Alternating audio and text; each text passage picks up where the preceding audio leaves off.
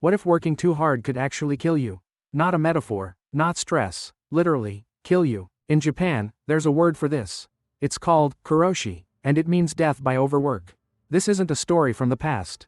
Karoshi is happening right now, in offices, hospitals, and factories all across modern Japan. And the scale of it is shocking. Thousands of people are estimated to die from overwork every single year. Today we're going to look at the reality of Karoshi, what it is, why it happens, and what Japan is doing about it. This is a story about work, culture, identity, and the very human cost of pushing too far. So, what exactly is Karoshi? The word is made of two Japanese characters, karo, meaning overwork, and shi, meaning death.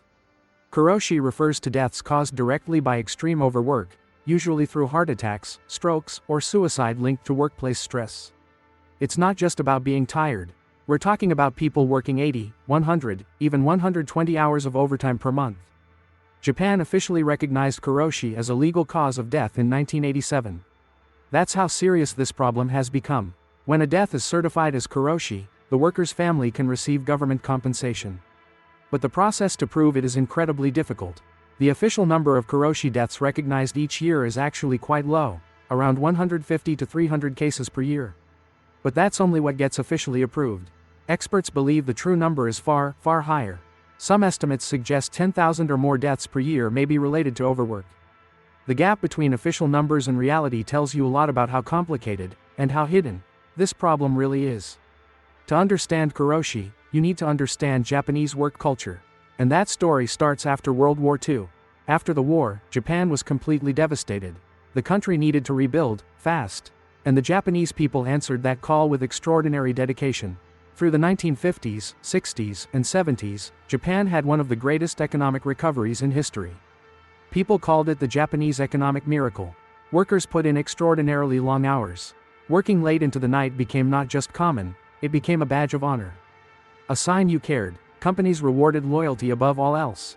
The more hours you put in, the more committed you were seen to be. Leaving on time? That could hurt your career. This culture grew so powerful that it embedded itself into Japanese identity. Working hard wasn't just a job requirement, it was who you were. By the 1980s, the word Karoshi began appearing in newspapers. For the first time, people were naming what had been quietly happening for decades. Let's look at a typical day for an overworked Japanese office worker, a salaryman. We'll call him Kenji. Kenji's alarm goes off at 6 a.m. He's been asleep for only 4 hours. He commutes for 90 minutes, standing on a packed train, too tired to even look at his phone. He arrives at the office at 8 a.m., but he doesn't leave at 5 p.m. like his contract says. He stays. He always stays. His boss stays late, so does his colleague next to him. Going home first would feel like abandonment. Kenji skips lunch. He eats a convenience store meal at his desk. He hasn't eaten a proper meal in 3 days. Meetings run until 9 p.m. Then there's follow-up work, then emails. The office lights never seem to turn off. He finally leaves the office at 11:30 p.m. He bows goodnight to his manager. He is the second to last person to leave. He takes the last train home. Standing again, his feet ache, his head pounds. He checks his phone, there are already emails from tomorrow. He gets home at 1 a.m. He sets his alarm for 6 a.m. He has 5 hours, again, and tomorrow, he'll do it all again. And the day after that. For months, for years. This is not unusual. This is the life of thousands of workers across Japan, right now, today. And for some of them, the body eventually gives out. The heart stops, or the mind breaks, and Karoshi claims another life. But why? Why do people keep working until they collapse? It's not just pressure from the boss. It's much deeper than that. Japan has a concept called meiwaku, the deep fear of causing trouble or inconvenience to others. Leaving early means others have to pick up your work. There's also gammon, the virtue of enduring hardship silently. Complaining about being overworked is seen as weakness. And there's shuden shugi, group harmony. Standing out by being different, like going home on time, disrupts the group. Nobody wants to be that person. So even when people are suffering, they stay quiet. They show up, they work, because that's what the group does. That's what Japan does. There's even a Japanese word for staying late just to look dedicated, zangyu. Mandatory overtime became so common it has its own word. Japanese workers are also famous for something called inamori, sleeping at your desk. Not because they're lazy, because they're working so hard they have no choice. Inamori is actually accepted in workplaces, even respected. It shows you worked so hard you couldn't stay awake. That's how inverted the Another driver is Japan's seniority system. Promotions are based largely on how long you've been at a company, not how efficiently you work. So working efficiently and leaving early doesn't help you climb the ladder. Staying late does. The system rewards hours, not results. Let's look at some real cases. Because Karoshi has real faces, real names, real families left behind. One of the most famous cases is Matsuri Takahashi. She was a 24-year-old woman working at Japan's largest advertising company, Dentsu. In 2015, Matsuri was working more than 100 hours of overtime per month. She tweeted about how exhausted she was, how she wanted to sleep, how hard life had become. On Christmas Day 2015, Matsuri died by suicide. She was 24 years old. Her death shocked Japan. Her mother fought for justice. In 2016, her death was officially certified as Karoshi. Dentsu's CEO eventually resigned. The company was fined. Matsuri's story changed Japan. New working hours laws were proposed. Her name became a symbol of a broken system that needed to change. There was also the case of a 31-year-old hospital resident doctor. He worked over 200 hours of overtime in a single month, and died of heart failure. 200 hours of overtime. In 1 month, that's roughly 50 extra hours per week, on top of a full-time job. Japan's medical profession has one of the worst overwork cultures of all. Young doctors are routinely expected to work 36-hour shifts.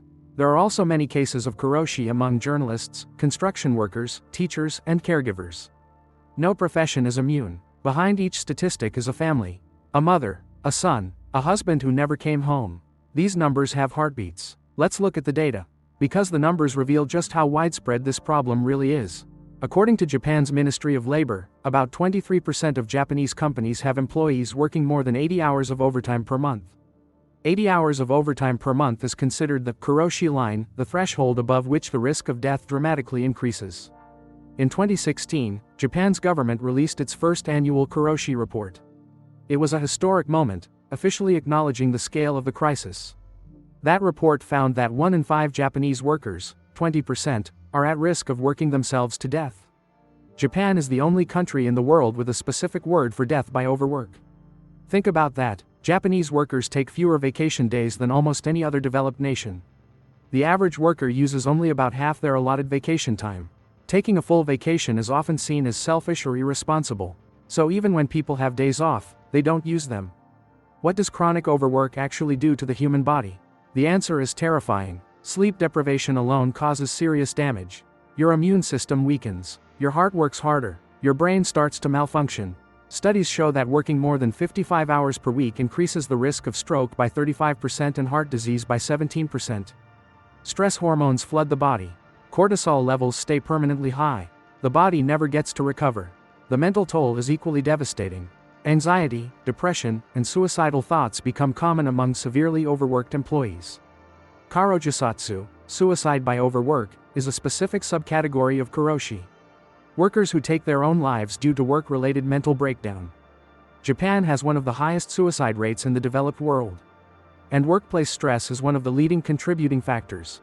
Relationships suffer too. Many overworked Japanese employees rarely see their children.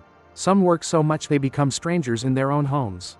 Japan has a very low birth rate partly because overworked people have no time for relationships, marriage, or raising children. So what has Japan done about karoshi? The government has actually taken some significant steps, though critics say it hasn't been enough. In 2018, Japan passed the Work Style Reform Act. This was a landmark piece of legislation aimed at capping overtime hours. Under this law, companies are now limited to 45 hours of overtime per month, with a hard cap of 100 hours during peak periods. Companies that violate this law can be fined. In some cases, executives can face criminal charges. This was a huge shift. The government also launched Premium Friday, encouraging companies to let workers leave at 3 p.m. on the last Friday of every month. Unfortunately, Premium Friday mostly failed. Less than 4% of workers actually participated. Cultural pressure was too strong. Some forward-thinking companies have taken their own steps. Microsoft Japan trialed a 4-day workweek and found productivity went up by 40%. This is a powerful piece of evidence. Working less can actually produce more. But convincing an entire culture takes more than one experiment. How does Japan compare to other countries? The contrast can be shocking. Workers in France are protected by the right to disconnect law. They legally don't have to respond to emails after work hours.